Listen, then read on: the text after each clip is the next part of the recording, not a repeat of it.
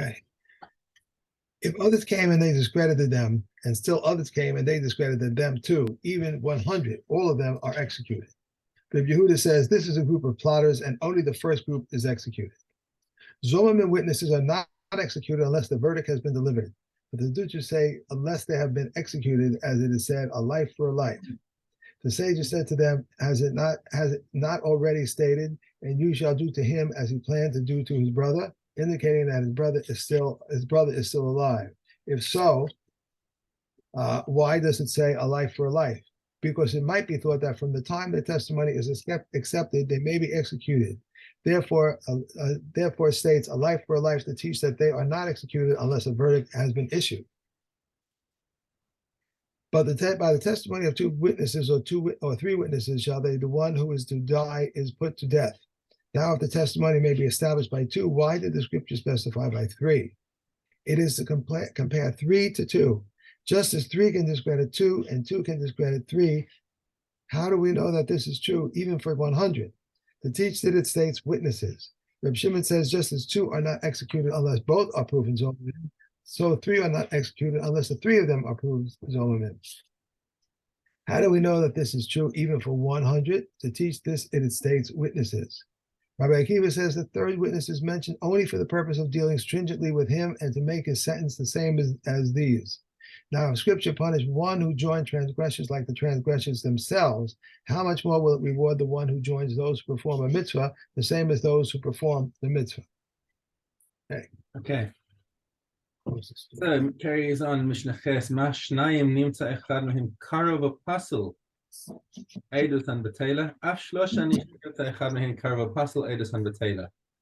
Okay, so now we add in some further stringencies. Is that the greater the number of people in the group who are testifying, the more easily the group can be rejected. Because if you have 3 witnesses coming and testifying, and it turns out that 2 of them are relatives of each other, then not just the one relative. Let's say the first number 1 and 2 are not unrelated. Number 3 comes and testifies, and turns out number 3 is related to number 2. Not just number 3 is invalidated, but number 2 is also invalidated, and you've got and the whole group is invalidated. In fact, not only that, but let's say you had 4, and the first 2 were okay, and then 3 and 4 came in the same group, and turned out 3 and 4 were brothers. The whole group gets invalidated. Okay. Talmud Lomar Adim. So again, the drasha and the extra word Adim to extend that rule. So I know that's the halakha, but why do they take out, if there were 4? Why don't they just take out 3 and 4? Right. So why don't they just take out 3 and 4? Because they're coming as a group, and you'll see a bit more of the subtlety as this Mishnah goes on. Amar Rabbi Yossi b'medvar mamurim b'dinei nefashos. First of all, this only applies to dinei nefashos, and I think we're including dinei malchus in the same category as dinei nefashos, because when something that's going to happen to the body of the person who's accused, as opposed to money. Right, about dinei mamonos. You see, we have a distinction between dinei mamonos and dinei nefashos. So dinei nefashos includes something where the penalty would be lashes. Mm-hmm. Okay, but with dinei mamonos tiskayim ha'edus b'shar. If you have remaining witnesses who are valid, then just throw out the ones who are invalid. It's only when it comes to nefashos that we're looking for ways to save the guy. Okay. Rabbi Omer. So Rabbi Yehuda Nasi says Echad dinei mamanos, Echad dinei nefashos. He says it makes no difference. It's the same din for both of them. Okay.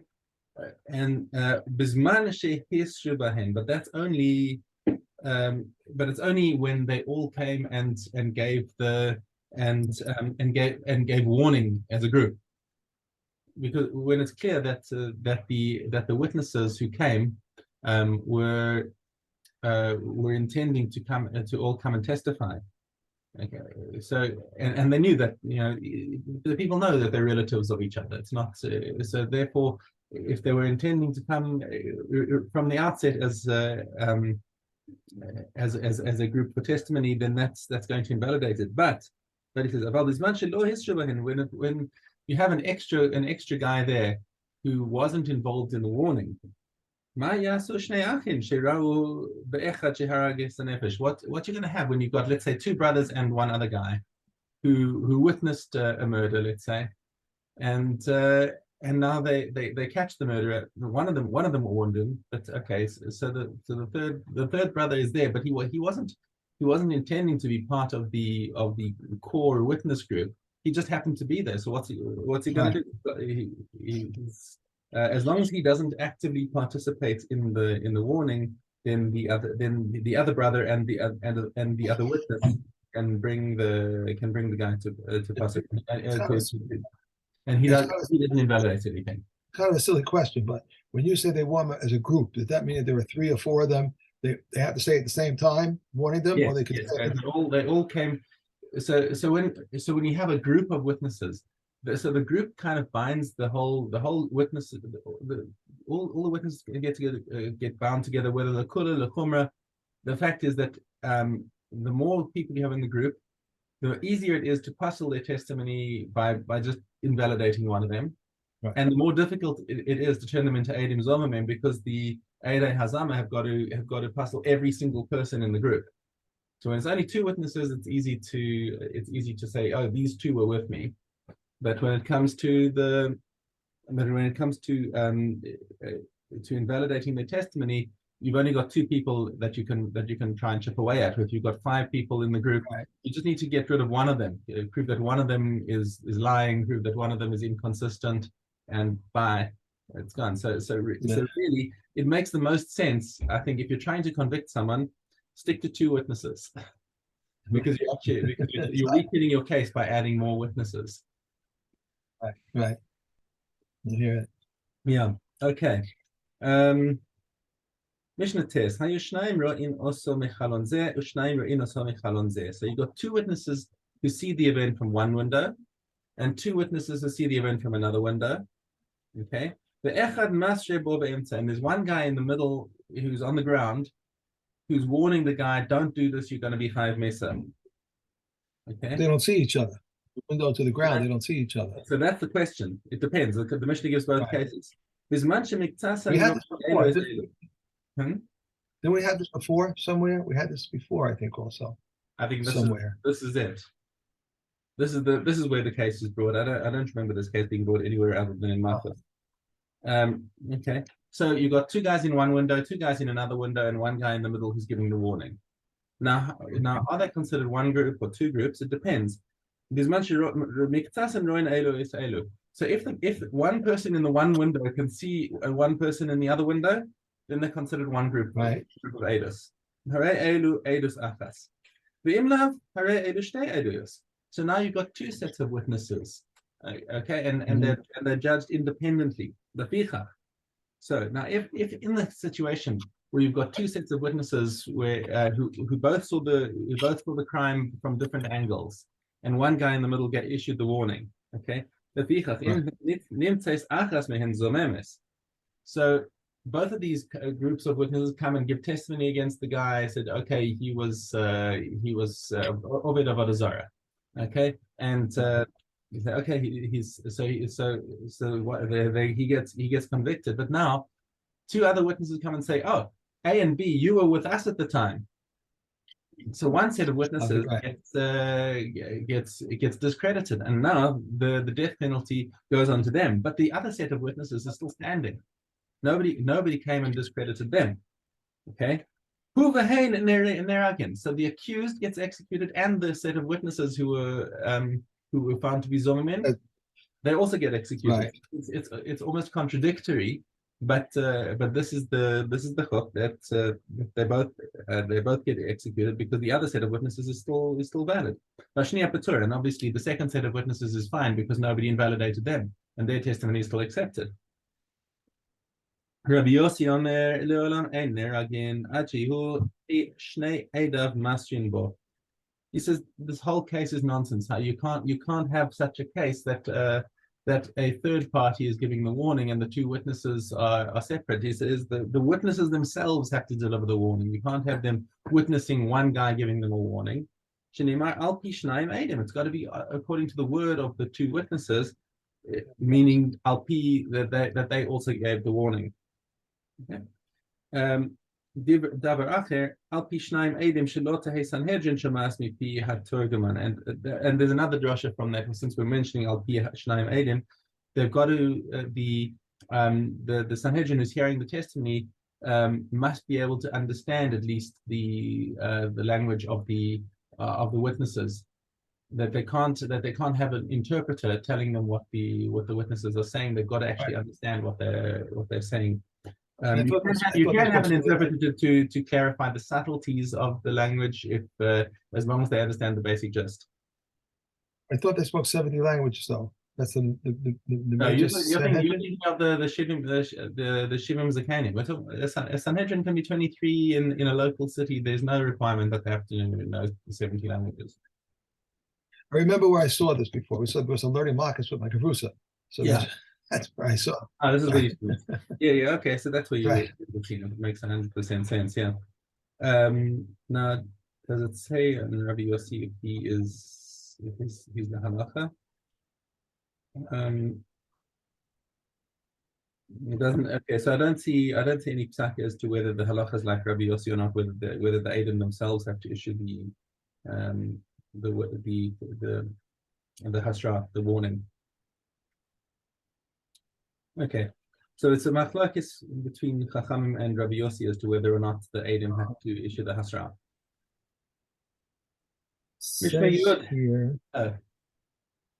Says here, in the first place, they're not executed unless there's two witnesses warn him, and then it says another thing here that the one in the middle warned him.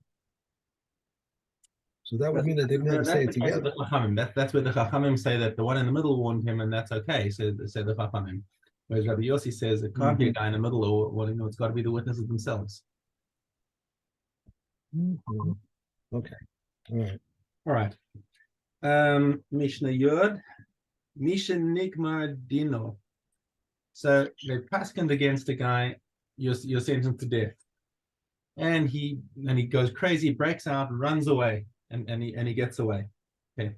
Well, Baalifnei also based in, and they catch him and bring him back to the same based in, and Sosrinistino. They don't just rejudge the case. He's already been judged, and now they just have to execute him. And now here comes another case where a guy ran away, and now witnesses come to take him to another based in a different city. Yomru. Right? They catch a guy, and so let's say he was sentenced in Sfat, and he runs away to Tiberia. So they catch him. The witnesses catch him in Tiberia, and they take him to the Beis Din of Tiberia, and they say, "We are witnesses that this guy over here was sentenced to death in Sfat." Okay, and his witnesses were Joe and Fred. Okay. Hooray, so the Beis Din of Tiberia says, okay, that's Adus, and this guy must be executed because you testified that he was sentenced to death by the other Beis Din. We accept your testimony. You need two witnesses, obviously, to prove that. Okay. Sanhedrin noheges ba'aretz ubachutz la'aretz. This Sanhedrin of 23 can operate both inside Eretz Yisrael and outside Eretz Yisrael, as long as it's, I think it's, Kahati points out when it's close to Eretz Yisrael, right? So if you had, let's say, based in Syria, they would be authorized to try capital cases, okay? But Kahati points out that the small Sanhedrin cannot judge Dinei Nefashos unless there is a based in Gadol sitting in Yerushalayim. So the fact that you've got a Sanhedrin, a Gadol of 70 sitting in Yerushalayim and Lishkas Agazis, that is a heter for all the rest of the Sanhedrins all around the rest of the country and close and thereabouts to try capital cases. If there's no Sanhedrin Gadol in Yerushalayim, there are no capital cases. Okay, so Sanhedrin, Yes, so we say the Sanhedrin applies both in Eretz Yisrael and in Chutz La'aretz. Sanhedrin hahoregis achad b'shavua mikres chavlanis. But a Sanhedrin that executes more than once, that executes once in 7 years, is considered bloodthirsty. Rabbi Elazar ben Azariah omer echad l'shirim shana. He says once in 70 years it's considered bloodthirsty, which is interesting to say once in 70 years, because like, how many years does one guy get to serve on a Sanhedrin? 70 years is quite a long time, especially given life expectancies in the time of the Mishna. Okay, Rabbi Akiva lived to 120, but I think he might have been the exception rather than the rule. How old? There was an age had to be 18 or 21 to be on the Sanhedrin. You had to be a zaken, whatever. You had to have a certain level of seniority. Remember that it's not based on age; it's based on your status, on who's accepted as the most eminent scholar. So I've never seen an age limit as to who's allowed to sit, but presumably the older you are, the more seniority you get. Okay. So when you're looking at that, but remember, we've got Rabbi Elazar ben Azariah, and he's being quoted right now. Rabbi Elazar ben Azariah, Omer Echad l'Shivim Shana, right? What's the chap of Rabbi Elazar ben Azariah? He was appointed to be the Ab Din, or the Nasi. He was appointed to be the Nasi when he was 18, and he was sort of miraculously aged. Remember? Right. Okay, yeah, so that's I do. funny that you mention him, and here he is right here in the Mishnah. Anyway, Rabbi Tarfon. I was just thinking that because if there was a senior person, if he was like 50, 60 years old, 70 years old, and once in 70 years, they executed someone, he wouldn't be, it's the whole new group. So this is Rabbi Elazar ben Azariah's opinion. He's a minority opinion, but whatever. We don't paskin halacha. We're just saying it's an adjective. Do you call them chavlanit or not? Right. Okay. Rabbi Tarf and Rabbi Akiva ilu hayinu b'Sanhedrin. It said if we were sitting on the Sanhedrin, lo nehirag adam me'olam, we would always find a way to excuse people from being executed. We would always find a way. Rabban Shimon Gamliel omer apein marbin shofchei damim b'Yisrael. He said that shkoyach. That's very nice that you would try to find a way, but there's a reason why we have a death penalty. And if you are lenient on all these people, then you're just increasing killers. It's not a good midah that you're busy boasting about. Okay, that's it. Let's go back to Sanhedrin. That's like in New York. I don't know other states. In New York, they have this law now that they get out of jail right away. I don't know about murder, but if you commit these other crimes, burglary and all this kind of stuff, they're in there a few hours or whatever, or maybe even one day, which is really crazy. It just doesn't make any sense. All right, we have Tes Aleph. His base. If he causes his base, yeah. Sorry. One who aimed to kill an animal but killed a human, or who aimed to kill a Gentile but killed a Jew, or one who aimed to kill a premature baby but killed a viable one is exempt. If he aimed to strike him on the loins and the force of the blow was not sufficient to kill at that spot, but it struck his chest where the force was sufficient to kill and he died, he's exempt. If he aimed to strike him on the chest and the blow contains a sufficient force to kill him at that spot, but it struck his loins where its force was sufficient enough to kill and he died, he's exempt. If he aimed to strike an adult and the force was not sufficient to kill an adult, but he struck a child whom it was sufficient to kill and he died, he's exempt. If he aimed to strike a child and the force was sufficient to kill a child, but he struck an adult whom it was not sufficient to kill and he died, he's exempt. However, if he aimed to strike him on the loins and the force was sufficient to kill him at that spot, but he struck his chest and he died, he's liable. If he aimed to strike an adult and the force was sufficient to kill an animal, but he struck a child and he died, he's liable. Reb Shimon says, even if he aimed to kill this one and he killed that one, he is exempt. If the murderer's identity was lost in a group, they are all exempt.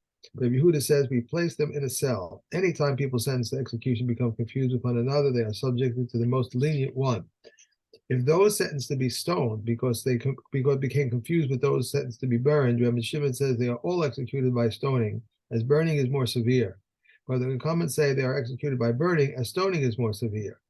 Reb Shimon said to them, if burning was not more severe, it would not have been meted out to the slaughter of the daughter of a Kohen, who committed adultery. They said to him, if stoning were not more severe, it would not have been meted out to this blasphemer and the idolater.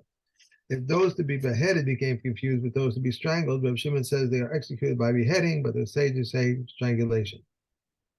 One who became liable to two forms of execution is subjected to the more severe form. If he committed a transgression which was punishable by two forms of execution, he is subjugated to the more severe one. If Yossi says he is subjugated to the one by which he was first enjoined. Okay. That's it, I think. Yes? Yeah, that's it. Yeah. Right. Okay, next up is Baba Basra, Bab Gimel.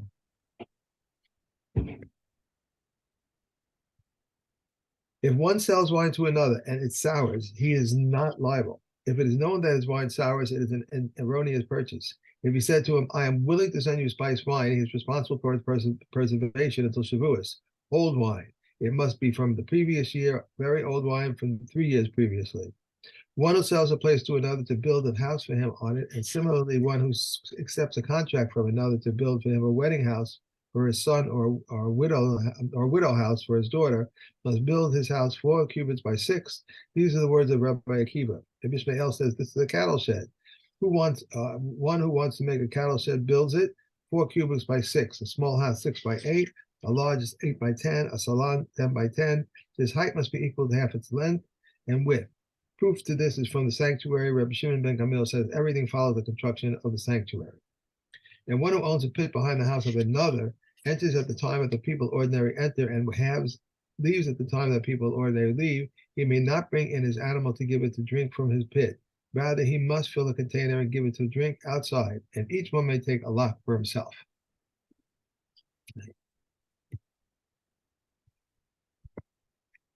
Okay, we have Kedushin. The rites of smita, waving, bringing close, kamita, burning, malika, sprinkling, and receiving pertain to men and not to women, except for the meal offering of a sota and a female Nazarite, in which case they wave them. Each commandment which is dependent on land applies only in the land. That which is not dependent on land applies both in the land and outside the land, except for Orla and Kalayim. Reb Eliezer says also Chadash. Whoever fills one commandment is benefited. His days are prolonged and he inherits the land, and whoever does not fulfill one commandment is not benefited. His days are not prolonged and he does not inherit the land. Whoever is involved in the study of scripture and Mishnah and conducts himself properly will not easily sin, as it is said, a 3-cord ply is not easily severed, and whoever is involved neither in the study of scriptures nor in the Mishnah and does not conduct himself properly is not part of civilization. Okay. It's nice test.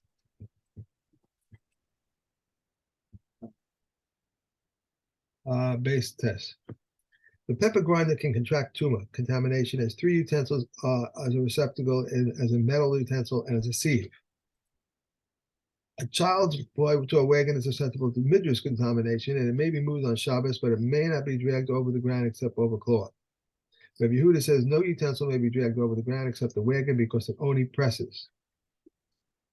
And we may not catch fish from a fish pond on Yom Tov, but normally we place food before them. But we may catch animals to foul from enclosures, and we may put food before them. Rabbi Shimon ben Gamliel says not all enclosures are the same. This is the 3rd rule. Whatever requires trapping is prohibited, and whatever does not require trapping is permitted.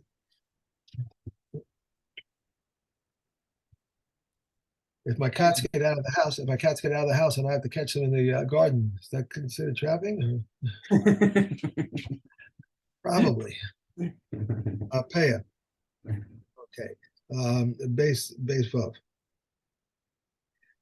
It once happened that Rabbi Shimon got mitzvah of sod before Rabbi Gamliel, and they came up to the Gaza chamber, and they asked Nachum the scribe and said, I received from Rabbi Miyasha, who received from Father, who received from the pairs, who received from the prophets, the law given to Moses at Sinai, regarding the person who sows his field with 2 types of wheat.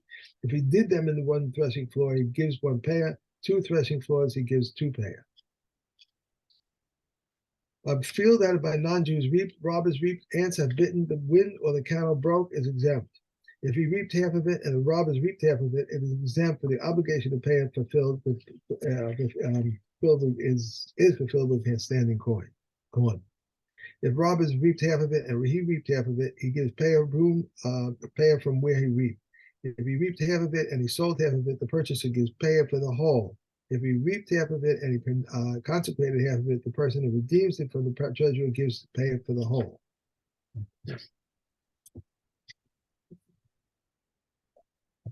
And those 23 cells, 38 cells were there, 15 in the north, 15 in the south, and 8 in the west. Those in the north and in the south, 5 cells on the top of 5 and 5 on top of them. And those in the west, 3 cells on top of 3 and 2 on top of them. Each cell had 3 openings, one to the cell on the right, one to the cell on the left, and one to the cells above it. But in the cell at the northeast corner, there were 5 openings, one to the cell on the right, to the cell above, one to the winding ramp, one to the minor doorway, and one in the hekel. The cells of the bottom were level. The cells of the bottom level were 5 amos wide, and with the ledge were 6 amos. The cells of the middle level were 6 amos, and with the ledge there were 7 amos. The cells of the top level were 7 amos wide, as is stated. The lowest cell, 5 amos, was its width. The middle one, 6, and the total was the width, and the third one, 7 amos, was its width. The winding ramp ascended from the northeast corner to the northwest corner, on which they would go up to the roofs of the cells. They would ascend the winding ramp with his face to the west. He walked along the entire northern face of the hekel building until it reached the west. When he reached the west, he turned his face to the south. He walked along the western face of the building until he reached the south. When he reached the south, he turned west face to the east. He walked along the south until he reached the entrance to the upper story of the hekel, to the entrance to the upper story opening to the south. At the entrance to the upper story were 2 beams of cedar on which they would ascend to the roof of the upper story. Each of the beams divided the upper story between the area of the holy and the area of the holy of holies. Hatches were opened in the upper story of the chamber of the holy of holies, to which the craftsmen would be lowered in crates, so that the eyes would not feast on the beauty of the holy of holies. The hekel measured 100 amos. We're done, and I'm running. Have a good day. Okay, go have a great